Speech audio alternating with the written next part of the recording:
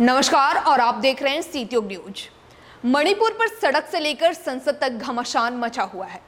विपक्ष इस मुद्दे पर केंद्र सरकार को घेरते हुए प्रधानमंत्री नरेंद्र मोदी के संसद में बयान देने और विस्तृत चर्चा की मांग कर रहा है। इन सबके बीच पीएम मोदी ने विपक्षी गठबंधन इंडिया पर निशाना साधा है। पीएम मोदी ने कहा, इंडिया नाम लगा लेने से नहीं हो जाता। ईस्ट इंडिया कंपनी ने भी इंडिया लगाया था और इंडियन मुजाहिदीन के नाम में भी इंडिया है।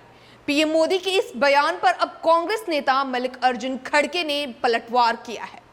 उन्होंने कहा, आज मणिपुर जल रहा है, वहां दुष्कर्म हो रहे हैं। हम मणिपुर की बात कर रहे हैं, लेकिन यहाँ प्रधानमंत्री ईस्ट इंडिया कंपनी की बात कर रहे हैं। कांग्रेस नेता मल्लिकार्जुन खड़गे ने राज्यसभा में कहा, इतने सारे प्रतिनिधि संसद में 4 दिन से 267 के तहत नोटिस दे रहे हैं। ऐसा पहली बार नहीं है। इस सदन में बीजेपी सरकार के दौरान ही 267 के तहत चर्चा हो चुकी है। कांग्रेस सरकार में भी 267 के तहत चर्चा हो चुकी है, लेकिन आज मणिपुर जल रहा है, वहां रेप हो रहे हैं। आज हम मणिपुर की बात कर रहे हैं। पीएम ईस्ट इंडिया की बात करते हैं। इंडिया मीन्स ईस्ट इंडिया बोल रहे हैं। देखिए, जब इतने लोग, इतने रिप्रेजेंटेटिव्स 267 के तहत नोटिस सतत 4 दिन से देते आ रहे हैं, और ऐसा ये पहली बार तो नहीं है।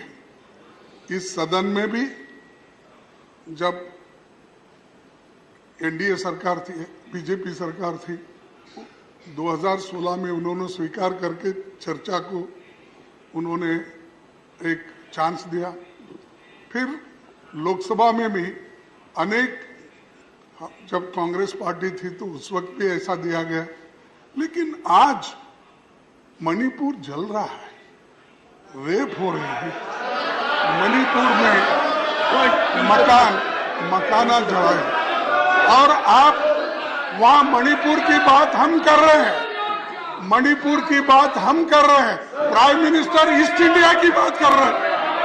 हाँ, इंडिया मीन्स ईस्ट इंडिया बोल रहे हैं। सर देखिए, आप कब कहते हैं तभी मैं उठता हूँ। अब जब आप बोलने के लिए मुझे चांस देते हो तभी मैं बोलता हूँ। Leader of opposition and I must की कोई वैल्यू नहीं है। जब मैं बात कर रहा था तो मैं जब ओनली कर रहा था ओनली लीडर ऑफ अपोजिशन, मैं जब बात कर रहा था लीडर ऑफ अपोजिशन, एक ही पॉइंट है सर। 50 लोग सतत इस 267 पे डिस्कशन करने के लिए तैयार है, और वो 176 पे डिस्कशन करने के लिए वो तैयार है। तो जब इतने लोग 267 पे बात करने के लिए थे, आप जब वो उस पे जो बात करना चाहते हैं 2.5 आवर्स का, क्यों आप इस पे बात करने के लिए तैयार नहीं है? क्यों मोदी साहब यहाँ नहीं आते और बात नहीं करते? क्यों अपनी बात को नहीं रखते यहाँ पर? क्यों हमको समझाते नहीं है? नहीं, वहाँ जो घटना घटी उसको बोलना चाहिए। बाहर तो बोलते हैं ईस्ट इंडिया कंपनी के बारे में, अरे मणिपुर के बारे में बात करो ना। ईस्ट इंडिया कंपनी तो और बात है। और नहीं, आप देखो,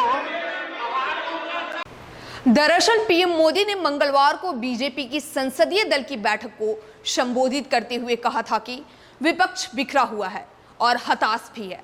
विपक्ष के रवैये से ऐसा लग रहा है कि उसको लंबे समय तक सत्ता में आने की कोई इच्छा नहीं है। उधर कांग्रेस नेता पवन खेड़ा ने कहा, मोदी जी, आप कांग्रेस के विरोध में इतने अंधे हो गए हैं कि इंडिया से ही नफरत कर बैठे हैं। सुना है आज कुंठा में आकर आपने इंडिया पर हमला बोल दिया है। वहीं आप सांसद संजय सिंह ने कहा, बीजेपी के हाफिज सईद और ओसामा बिन लादेन से करीबी रिश्ते हैं, इसलिए पीएम उन्हें याद कर रहे हैं। पीएम के पूर्वज अंग्रेजों से मिले हुए थे, इसलिए उन्हें ईस्ट इंडिया कंपनी याद आ रही है। 26 दलों का जो राजनीतिक दल जो इकट्ठा हुआ, 26 दलों का, वो इंडिया तो अभी नाम हमने रखा। मोदी जी ने एक सभा में कहा vote for India. Modi ji ने कहा startup India, digital India, make in India, और सब कुछ छोड़ दीजिए। मोदी जी ने बीजेपी फॉर इंडिया, उनका ट्विटर हैंडल आप देखिएगा, वो बीजेपी फॉर इंडिया। तो हम तो कहते हैं इंडिया जीतेगा, भारत जीतेगा। तो क्या मोदी जी और उनके पुरखे जिस ईस्ट इंडिया कंपनी से निकले हुए हैं, जिन अंग्रेजों की गुलामी करते थे मोदी जी के पुरखे, उन्होंने कहा है क्या बीजेपी को बीजेपी फॉर इंडिया लिखने के लिए? बताइए आप। हम तो कहते हैं इंडिया जीतेगा, भारत जीतेगा। हमारे मन में, हमारे दिल में इंडिया, भारत, ये देश बसता है। और मोदी जी के तो पुरखे भैया अंग्रेजों की गुलामी करते थे, बाकायदा रिकॉर्ड में है। नाम लूं एक एक का। श्यामा प्रसाद मुखर्जी क्या करते थे? अंग्रेज गवर्नर को उन्होंने चिट्ठी लिखी है 1942 के आंदोलन में, रिकॉर्ड उठा के पढ़ लीजिएगा और मोदी जी से पूछिएगा। उन्होंने चिट्ठी लिखा है कि इस आंदोलन को कुचल देना चाहिए हुजूर, हम आपके चरणों में हैं। क्या लगता है पूछे श्यामा प्रसाद मुखर्जी का नारा क्यों लगाते हैं? ईस्ट इंडिया कंपनी से विपक्ष की तुलना क्यों की है, क्या लगता है? उसी परिवार से निकले हैं ये लोग, उसी ईस्ट इंडिया कंपनी से निकले हैं ये लोग। तो कभी कभी अपने पुरखों की याद आ जाती है। आ गई मोदी जी को याद, उसमें हम क्या कर सकते हैं? ये भी कह रहे हैं कि उन्होंने तो दिशाहीन अपने संगठन का नाम ही बीजेपी फॉर इंडिया रखा है। तो ईस्ट इंडिया कंपनी से प्रेरित होकर रखा था उन्होंने। स्टार्टअप इंडिया किससे पूछ के रखा था? किससे पूछा था? पीएम ये भी कह रहे हैं कि आप लोग दिशाहीन है, कह रहे हैं विपक्ष दिशाहीन है। देखिए, ऐसा है कि इधर उधर की बात करने के बजाय उनको आके मणिपुर की हिंसा पे जवाब देना चाहिए। ये ड्रामेबाजी और ये फेकूगिरी रोज करने से काम चलेगा नहीं। और आपने इस देश को फालतू की चीजों में उलझा रखा है, अब मत उलझाइए। बहुत बेड़ा गर्क और सत्यानाश कर दिया इस देश का आपने। आके चुपचाप मणिपुर के ऊपर जवाब दीजिए। वहाँ हत्याएं क्यों हो रही हैं, बलात्कार की घटनाएं क्यों हो रही हैं, कारगिल के एक योद्धा की पत्नी को नंगा करके परेड क्यों कराया गया, इसका जवाब दीजिए। ये ड्रामेबाजी रोज बंद कीजिए, ऐसा है वैसा है, यही सब काम ये लोग करते हैं। मणिपुर पर पीएम की बयान की मांग कर रहा विपक्ष। दरअसल मणिपुर में 3 मई से हिंसा जारी है। पिछले दिनों मणिपुर का एक वीडियो वायरल हुआ था। इसमें भीड़ 2 महिलाओं के साथ दरिंदगी करती हुई नजर आ रही थी। ये वीडियो 4 मई को आया था। यह मुद्दा संसद के मॉनसून सत्र में छाया हुआ है। विपक्ष इस मुद्दे पर संसद में पीएम मोदी का बयान और विस्तृत चर्चा की मांग कर रहा है, जबकि सरकार गृह मंत्री अमित शाह के जवाब के साथ अल्पकालिक चर्चा के लिए तैयार है। लेकिन विपक्ष इस मुद्दे पर पीएम मोदी के बयान पर अड़ा हुआ है। संसद में सरकार और विपक्ष के बीच गतिरोध को खत्म करने के लिए लोकसभा स्पीकर ओम बिरला ने मंगलवार को फ्लोर लीडर्स की बैठक बुलाई। हालांकि इस बैठक में भी संसद का गतिरोध खत्म करने पर सहमति नहीं बन पाई।